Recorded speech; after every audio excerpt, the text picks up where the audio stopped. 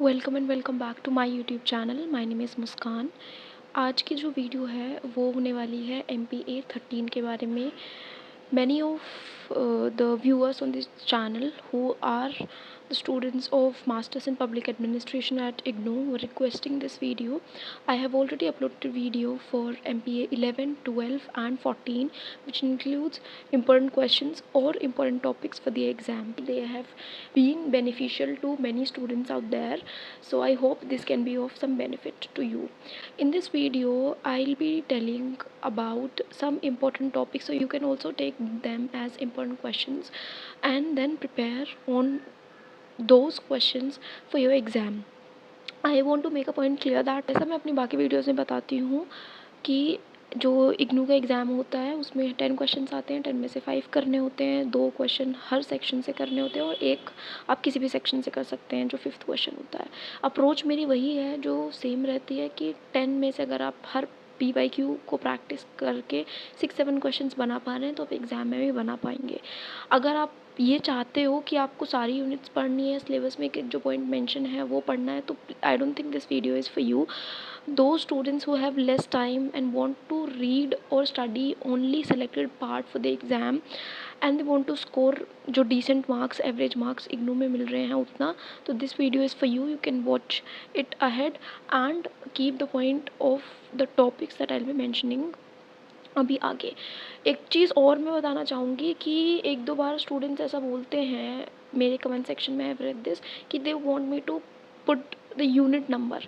तो unit number में देखो होता ये है कि स्टार्टिंग में जो मैंने वीडियोस बनाई थी MPA आई थिंक 11 की और 12 की, आई मेंशन्ड वहाँ पे यूनिट नंबर, और I think even 14 also, but for 13 I gave this exam quite late and at that point of time I was in no mood of directly going to the units कि भाई कौन से unit में कौन सा topic है, क्योंकि that takes a lot of energy. मैंने डायरेक्टली ही PYQs देखे थे और PYQs में जो जो टॉपिक्स ज़्यादा रिपीट हो रहे थे या जिस तरह के क्वेश्चन ज़्यादा आ रहे थे, मैंने डायरेक्टली उनको नोट किया और मैंने फिर डायरेक्टली उन्हीं टॉपिक्स को पढ़ा विदाउट वरिंग मच अबाउट कि वो कौन सी यूनिट से आ रहा है, because that doesn't matter.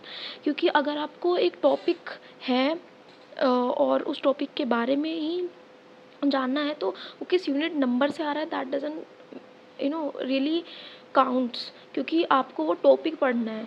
Let's get into the video, let's discuss all those topics जो एग्ज़ाम के लिए इम्पॉर्टेंट हैं। तो मैंने अपने सामने एक स्क्रीन रखी हुई है जिससे I will be reading out those topics. मैं इस वीडियो में कहीं पे अटैच कर दूँगी तो you can read those parts. सबसे पहला जो टॉपिक है वो है changing nature of public services. किस तरीके से पब्लिक सर्विसेज जो है उनका नेचर बदलता जा रहा है समय के साथ। IT सेक्टर आ गया है and a lot of services are coming online now, so आप वो इसमें मेंशन कर सकते हैं। दूसरा इसमें जो इम्पोर्टेंट पार्ट है वो है PSM। PSM इज़ बेसिकली जो पेपर का नाम है which is public system management. उसका नेचर क्या है, उसका स्कोप क्या है, उसके कैरेक्टरिस्टिक्स क्या हैं और how is it different from the bureaucratic system. Third is PSM में ही उसका सोशो इकोनॉमिक कॉन्टेक्स्ट, उसका पॉलिटिकल कॉन्टेक्स्ट, उसका कॉन्स्टिट्यूशनल एनवायरनमेंट।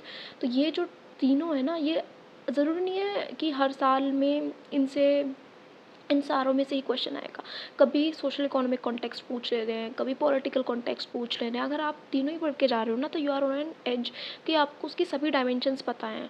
और जैसे मैंने जो क्वेश्चन एंड आंसर्स वाली वीडियो थी जिसमें बताया था कि अगर आपको किसी टॉपिक पे कम कंटेंट है तो उसको ज़्यादा कैसे बनाओगे, वहाँ पे मैंने एक अप्रोच बताई थी कि आप उस एक पर्टिकुलर टॉपिक की मल्टी डायमेंशनल वे में अगर उसको प्रेजेंट करते हैं तो आप उसको ज़्यादा अच्छे से लिख पाते हैं, सारे पॉइंट्स प्रेजेंट कर पाते हैं, तो that can be of help hair.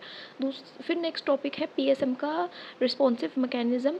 Next is PSM का role of new technology and network society, role of ICT in public service delivery, ये सब। फिर अगला टॉपिक है अकाउंटेबिलिटी। अकाउंटेबिलिटी में है टाइप्स और उसका changing perspective. Next is governance, what is the concept of governance, what are its forms, role of legislature and judiciary, role of bureaucracy and political executive. बाकी फिर आगे इसमें बजट के बारे में है थोड़ा, उसकी कितनी फेजेस हैं एंड इंटर गवर्नमेंटल रिलेशंस, उसके dimensions, models, networking and inter institutional coordination and governance, work measurement, concept, objective, essentials. फिर है सिस्टम एनालिसिस। अब इसके नीचे ना ये एक मैंने लाइन लगाई हुई है, तो ये जो ऊपर वाले जो टॉपिक्स हैं ना, ये वो टॉपिक्स हैं जो यूजुअली लॉन्ग आंसर फॉर्मेट में आते हैं, क्योंकि एग्ज़ाम जो है उसमें दो तरह के क्वेश्चंस हैं, एक तो लॉन्ग आंसर्स होते हैं और शॉर्ट नोट्स होते हैं। तो जो ऊपर वाले टॉपिक हैं, जो हॉरिजॉन्टल लाइन है नीचे, इससे वो सारे टॉपिक्स जो हैं वो लॉन्ग आंसर फॉर्मेट में आते हैं मैक्सिमम। नेटवर्क सोसाइटी कभी कभी शॉर्ट नोट्स में आ जाता है, तो आपको प्रायोरिटी पे ये ऊपर वाले टॉपिक्स रखने हैं। उसके हॉरिजॉन्टल लाइन के जो नीचे टॉपिक्स हैं, ये भी कभी कभी लॉन्ग आंसर्स में आ जाते हैं, पर हमेशा लॉन्ग आंसर्स में ऐसा ज़रूरी नहीं है, ये शॉर्ट नोट्स में भी आ जाते हैं। मेरे एनालिसिस के हिसाब से जब मैंने PYQs देखे तो मुझे ये चीज़ पता चली कि जो हॉरिजॉन्टल लाइन के नीचे वाले जो मैंने टॉपिक्स लिखे हैं, कुछ ये ऐसे जो कभी कभी आते हैं, और पर ऐसा नहीं आपको इनको मिस करो। तो मैं तो ये सजेस्ट करूँगी, पहले जो हॉरिजॉन्टल लाइन के ऊपर वाले टॉपिक्स हैं आप उनको कवर कर लो, फिर नीचे वाले कवर कर लो, तो हो जाएगा। आगे इसमें है, नीचे मैंने शॉर्ट नोट्स में एक अलग से टाइटल बना के लिखा हुआ है। इसमें जो चीज़ें ज़्यादातर आती है वो है PIL, जुडिशियल एक्टिविज़म, दोनों साथ में भी आ सकते हैं, अलग अलग भी आ सकते हैं, वैसे लिंक तो है थोड़ा। ABC एनालिसिस क्या होता है, network society, brainstorming, judiciary, total quality management, ये सब।